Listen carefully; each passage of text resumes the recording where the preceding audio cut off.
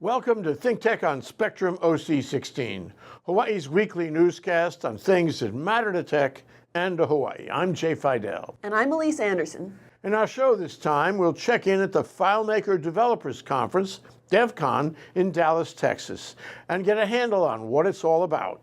Filemaker is a relational database program we use at ThinkTech. It's owned by Apple, and it's been around and improved for years. We have found that it's very powerful and popular in the business world. It's drag and drop, but more than drag and drop. It's relational and extensible with a scripting language that allows for all kinds of sophisticated functionality. It's the perfect tool to enable us to do citizen programming to support our citizen journalism at ThinkTech. The Filemaker DevCon this year involved a gathering of some 1,500 Filemaker developers. It's organized by Filemaker itself and is therefore the must-attend event for developers to stay current and learn about Filemaker's plans for the future. So lots of developers always come. DevCon helps them broaden their programming skills.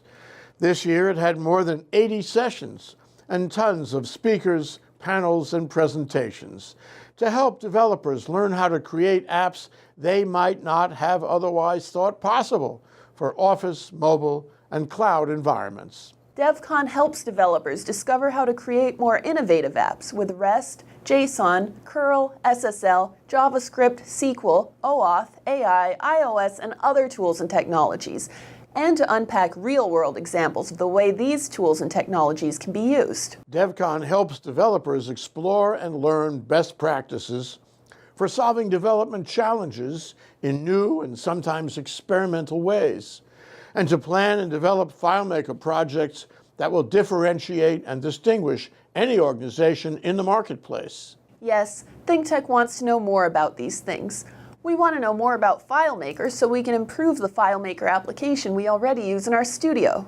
At his own expense, Jay flew to Dallas to attend this year's DevCon, to go to the sessions, panels, and presentations, and to meet, network, and learn from the developers who are there. Of course, we have footage of the conference and some of the speakers and developers we met.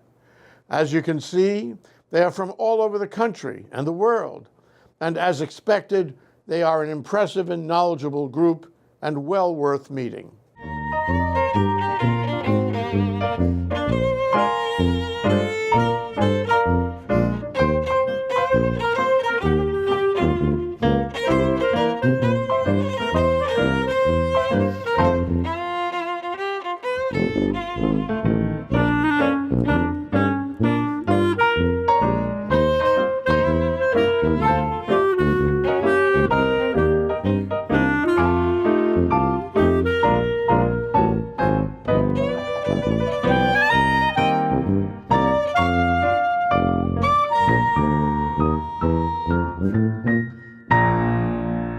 Going forward, the Workplace Innovation Platform category is the framework of FileMaker strategy. It will guide our engineers to make the right products, it will frame our marketing and sales activities, and it will drive better alignment with our community to go to market successfully. You know that there is a lot of investment and a lot of energy in our market space. Right? We know now that over half the adult humans on the planet have smart mobile devices. We know that the demand for application development far exceeds the supply in the marketplace. Just last week, Forrester released a new article in which they reasserted their prediction of 50% annualized year-over-year growth in the low-code marketplace category over the coming years.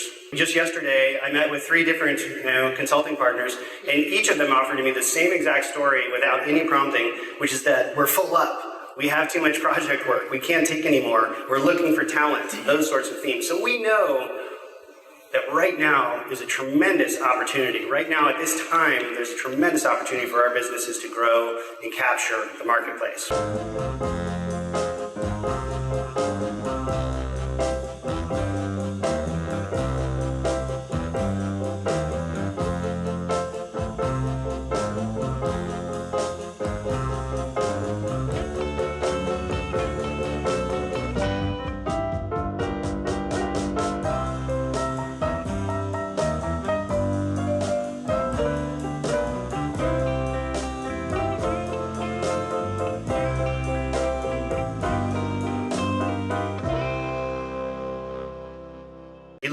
paper posted on your boards or stacked on your desk or your email inbox that has hundreds of messages you can't keep up with, and you feel like you're falling behind. Why is that? Well, maybe the technologies you have reached a limit. You're surrounded by appliance apps. By appliance apps, we mean the apps that you get with your devices that you have or supplied by your company that do important things for you and do them well. They're task focused, they do your accounting, they do your messaging, your emails, etc. But they're not really about solving your business problems. They're not like your coffee machine. It's a critical part of your workday, but it's not the tool for growth and innovation. So appliance apps can only take you so far. And innovators and entrepreneurs everywhere see this problem. A workplace innovation platform fills the gap between appliance apps and between enterprise systems so that you can focus on the problems that you have in your workplace and you can focus on the innovation. A workplace innovation platform has everything you need to do that, of course. It allows you to create applications that can be used by you and your teams so you can share it so they can work wherever they are with whatever devices they might have. And of course, it integrates with your appliance apps, with your enterprise systems, with software services, with Internet of Things devices, so that you can lead in your marketplace as you move your business forward.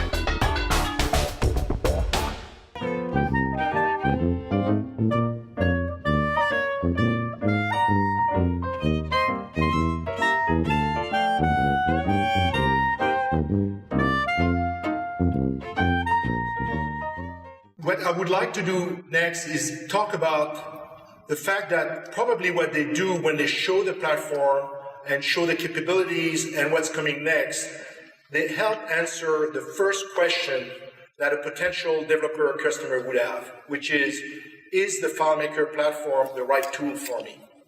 And if that answer is positive, the next question is, what kind of business is behind it? Are they a viable business? Do they keep investing in their platform? Are they the right company? And tonight, I'd like to try to answer that question. We have more than 80,000 people registered on our online community. And we estimate there are more than 50,000 FileMaker developers throughout the world. Many of them work for one of the more than 1,000 FBA and SBA businesses that provide consulting, solutions, plugins, tools, training for the platform.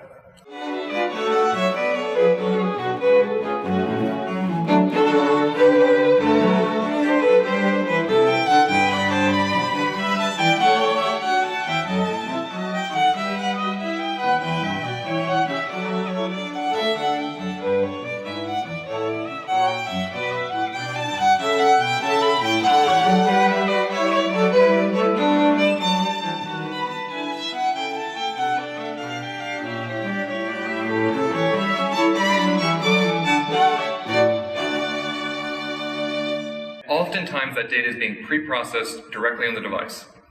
So to give you an example, let's say that you have a vat of liquid and it's critical to your manufacturing process that it maintains a certain temperature. Well, you could go buy an off-the-shelf IoT device that monitors temperature, or you could build one yourself, connect it to that vat, and then when the temperature gets too hot or cold, it could leverage webhooks and communicate over to our web service, our data API, and feed that data into FileMaker. That is exactly why we're so interested in this technology, because it allows you to integrate and interface your FileMaker custom app with the physical world in a way that's really never been practical in the past. Now, IoT has been around for quite a while, but we're really starting to see the space mature.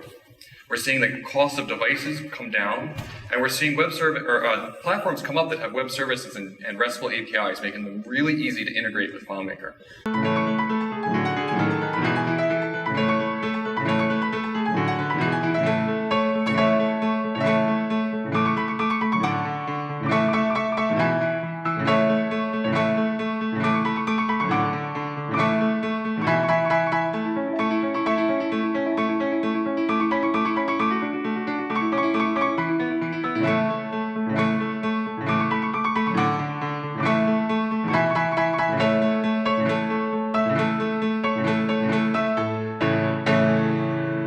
If I ask people what innovation means and say get 25 answers, which I do frequently in rooms like this, they will say things like imagination, creativity, entrepreneurship, innovation, problem solving, solutions. Guaranteed someone's going to say out of the box. For almost a decade, I've taught a class called Creativity and Innovation with my colleague Tina Seelig at Stanford. And any other class on campus, say you go into a physics class. If you ask people what force means, you do not get 25 pretty good but different answers. You get force equals mass times acceleration, and that's a good thing because we wouldn't get very far if we didn't agree on those definitions. But one day, we're in class, and one of the students comes up and asks one of those lovely, simple, but powerful questions that kind of stump you. And they said, what's the difference between creativity and innovation?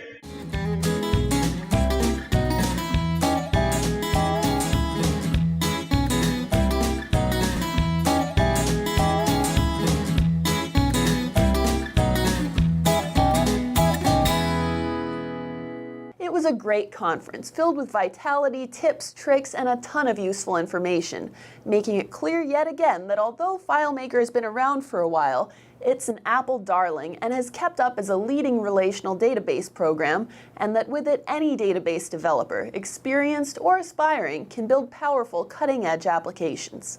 Keeping up with FileMaker, now in its 17th version, is important to ThinkTech. We've come to rely on it in scheduling our shows, hosts and guests, and so many back office things. If you visit our studio, you'll see it in action. If you appear as a host or guest in our shows, you'll see how it helps. More and more, it's the database engine that makes ThinkTech run.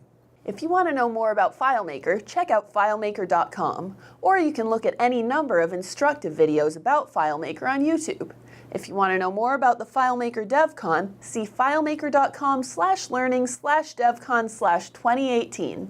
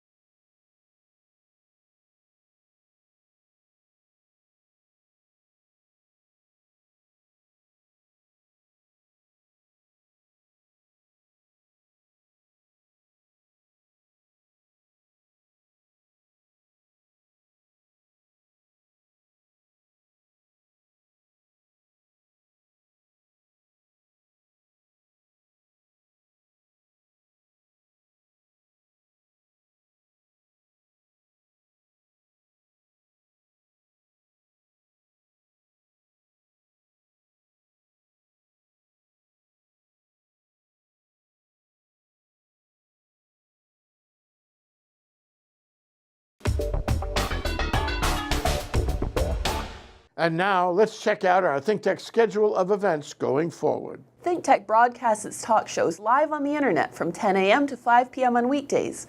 You can see our shows live on thinktechhawaii.com and facebook.com. Then we also broadcast our earlier shows all night long and on the weekends. And some people listen to them all night long and on the weekends. If you missed a show, or if you want to replay or share any of our shows, they're all archived on demand on thinktechhawaii.com and YouTube. For our audio stream, go to thinktechhawaii.com/audio. And we post all our shows as podcasts on iTunes. Visit thinktechhawaii.com for our weekly calendar and live stream and YouTube links, or better yet, sign up on our email list to get our daily email advisories. ThinkTech has a high-tech green screen studio at Pioneer Plaza. If you want to see it or be part of our live audience, or if you want to participate in our shows, contact shows@thinktechhawaii.com. If you want to pose a question or make a comment during a show, call 808-374-2014 and help us raise public awareness on ThinkTech.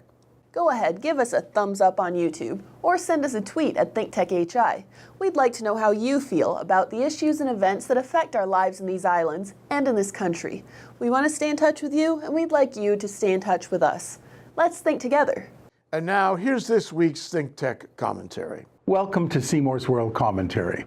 I'm going to ask you a question, and you're going to form an answer in your head.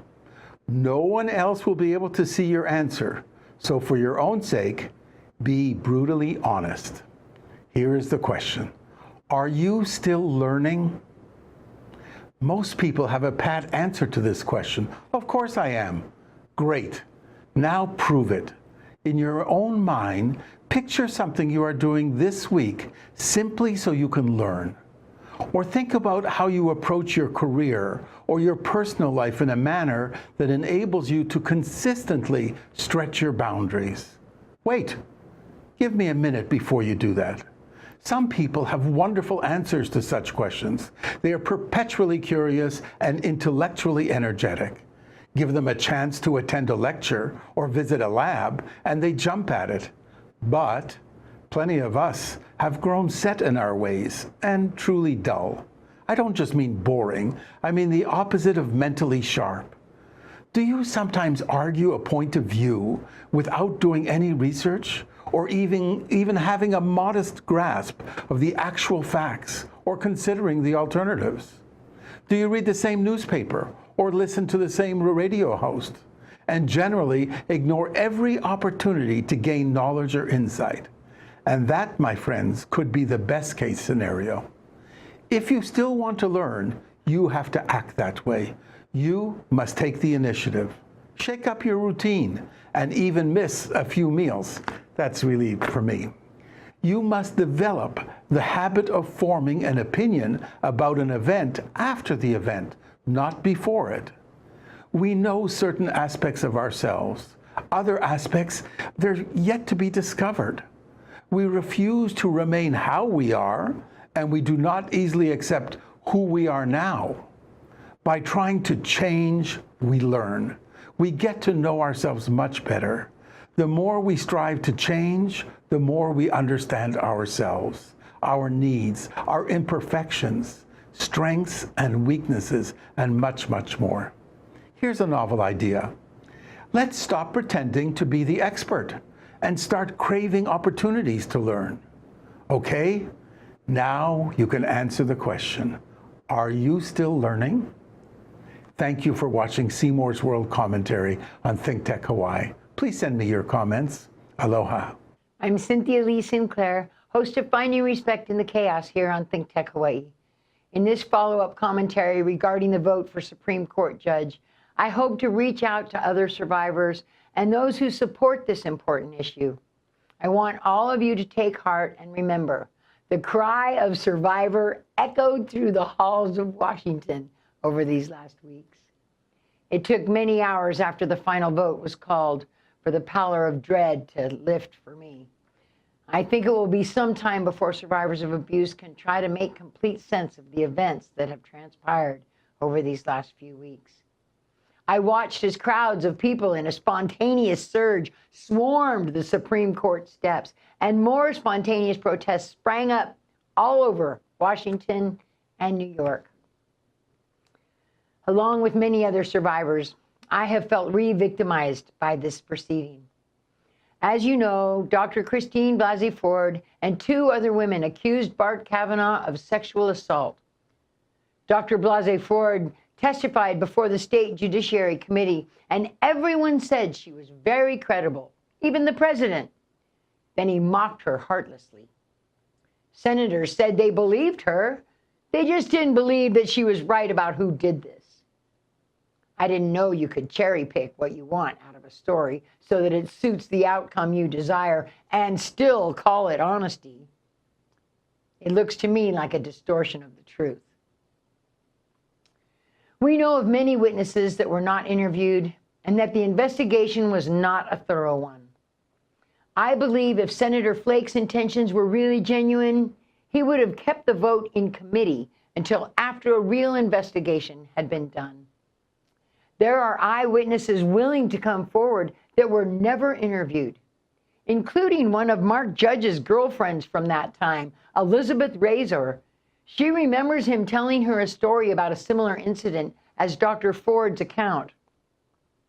Every time I hear one of the senators say, well, there was no corroboration, it feels almost like a slap in the face. I said in my last commentary I was worried that they were going to limit the scope so much we wouldn't get a real investigation, and that's exactly what happened. Dr. Blasey Ford has still been receiving death threats and is unable to live at her own home, while Bart is moving to the highest court in the land. Her lawyers have come forward to say that there are uninterviewed corroborating witnesses, despite the claims that there were none. We saw in Bart's testimony that beyond the sexual assault claims, his demeanor was outrageous. Representative Tulsi Gabbard put out a statement saying, instead of staying above the partisanship, Judge Kavanaugh was aggressively partisan, angrily referring to left-wing opposition groups and revealing his political bias. He should not be a Supreme Court judge. At the end of my last commentary, I said that I hoped that we would find changes in this country surrounding the subject of abuse, regardless of what happened with Bart. Now I hear the word survivor ringing through the halls of Washington, and it sounds like rage. Senator Mazie Hirono said in an interview after the final vote, she is going to be focused like a laser beam in regard to protecting women's rights and issues of sexual assault and abuse. So how do we go on forward from here? I think we need to start by taking this subject out of partisan hands. First, we must separate this movement from politics and let the word survivor ring not only through the halls of Washington, but across all of America. If they want to close their eyes and their minds to this problem, we will not. We will continue to let the cry survivor ring true. Just because we have someone with sexual assault accusations against them in the Oval Office doesn't mean we should have one on the Supreme Court, too.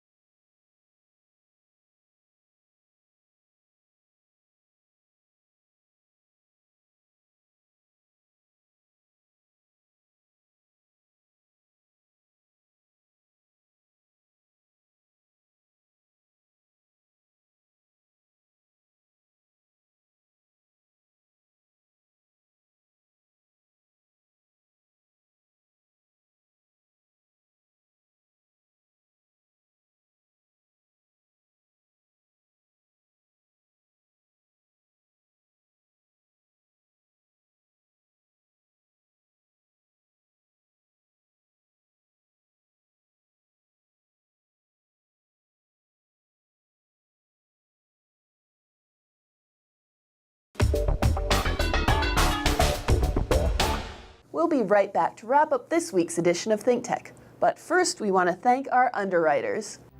The Atherton Family Foundation, the Center for Microbial Oceanography Research and Education, Collateral Analytics, the Cook Foundation, the Hawaii Council of Associations of Apartment Owners, Hawaii Energy, the Hawaii Energy Policy Forum, the Hawaii Institute of Geophysics and Planetology, Hawaiian Electric Company, Hawaii Technology Development Corporation, Galen Ho of BAE Systems, Integrated Security Technologies, Kamehameha Schools, Wayne Kurisu, Carol Monlee and the Friends of ThinkTech, MW Group Limited, the Scheidler Family Foundation, Shreem LLC, the Sidney Stern Memorial Trust, Volo Foundation, Yuriko J. Sugimura. Thanks to you all.